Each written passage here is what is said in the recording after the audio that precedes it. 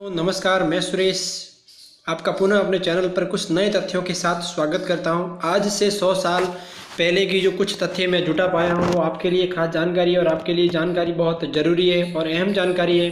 तो देखो क्या है अहम जानकारी, तो आप ध्यान से पढ़ना और ध्यान से सुनना और सही तरीके से इसको गौर करना और वीडियो को आगे शेयर करना।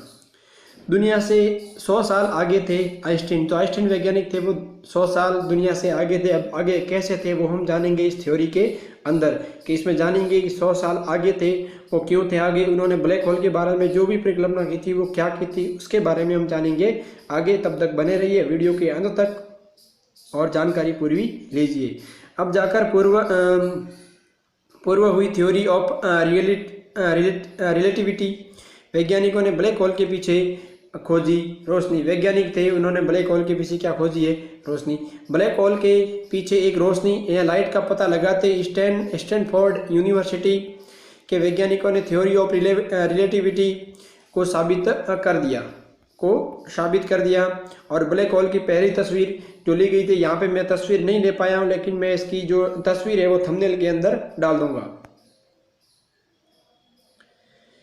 एस्ट्रोनॉमर्स ने पहली बार ब्लैक होल के पीछे एक रोशनी का पता लगाया था और इस तरह उन्होंने पहली बार महान वैज्ञानिक अल्बर्ट आइंस्टीन के थ्योरी ऑफ रिलेटिविटी को साबित कर दिया और स्टैनफोर्ड यूनिवर्सिटी के वैज्ञानिकों के द्वारा प्रकाशित अध्ययन में विश्लेषण किया गया और सुपर मैसिव ब्लैक होल के आसपास प्रकाश कैसे दिखाई देता है और ये ब्लैक होल लगभग 80 करोड़ प्रकाश वर्ष दूर स्थित है। यानी कि अब अगर हम हमारे यहाँ से ब्लैक होल की अगर हम परिकल्पना करें, देखें कि हमसे कितना दूर होगा, तो ये 80 करोड़ वर्ष, लगभग 80 करोड़ प्रकाश वर्ष दूर स्थित होता है।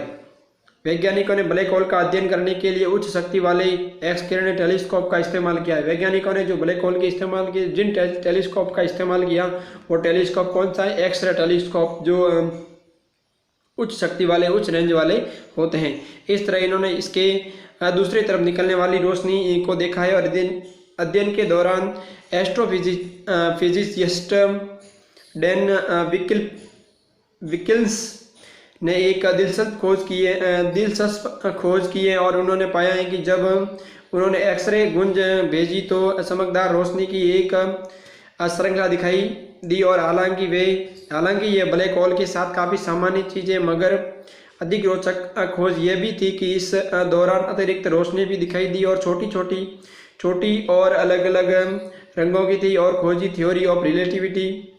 ये खोज थ्योरी ऑफ रिलेटिविटी पर अल्बर्ट आइंस्टीन के सिद्धांत की पुष्टि करती है। मतलब जो भी इन्होंने वैज्ञानिकों ने जो भी खोज थ्योरी ऑफ रिलेटिविटी की, जो थ्योरी अल्बर्ट आइंस्टीन ने इससे पहले थ्योरी दे चुका था, उसके बाद इन्होंने इस सिद्धांत को पहली बार 1915 के अंदर प्रकाशित किया गया था। ये जो सिद्धांत है थ्योरी ऑफ रिलेटिविटी का सिद्धांत है वो सर्वप्रथम 1915 के अंदर पहले प्रकाशित किया गया था।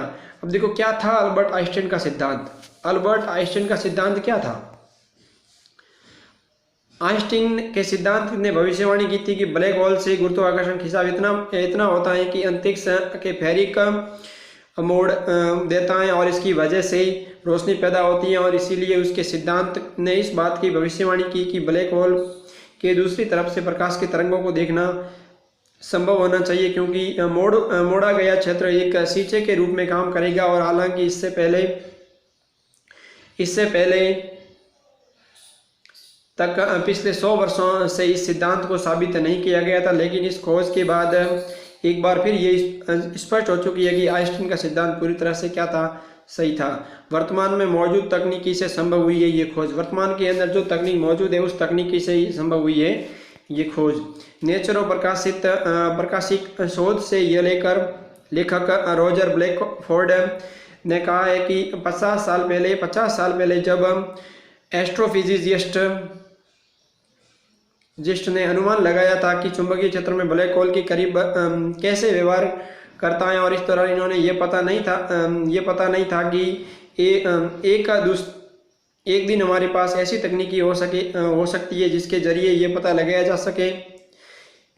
वे इस बात से अनजान थे और एक दिन हमारे पास आइंस्टीन के सिद्धांत को साबित करने वाले उपकरण होंगे और ब्लैक होल से गुरुत्वाकर्षण का खिंचाव और अपने चारों ओर प्रकाश मोड़ देता है और इसके जरिए वैज्ञानिकों को ब्लैक होल के पीछे की जगह की पहली झलक मिली, पहली झलक मिली। ये आइंस्टीन के सिद्धांत के ऊपर आधारित थ्योरी है। और वर्तमान में ब्लैक होल की गुरुत्वाकर्षण का सिद्धांत क्या था, खिंचाव जो होता है वो क्या था, वो सिद्धांत आइंस्टीन का जो सिद्धांत था उस सिद्धांत को आगे सही और सफल रहा। अगर आपको ये जानकारी, अगर आपको जानकर अगर अच्छी लग रही हो तो वीडियो को पूरा देखने के लिए धन्यवाद।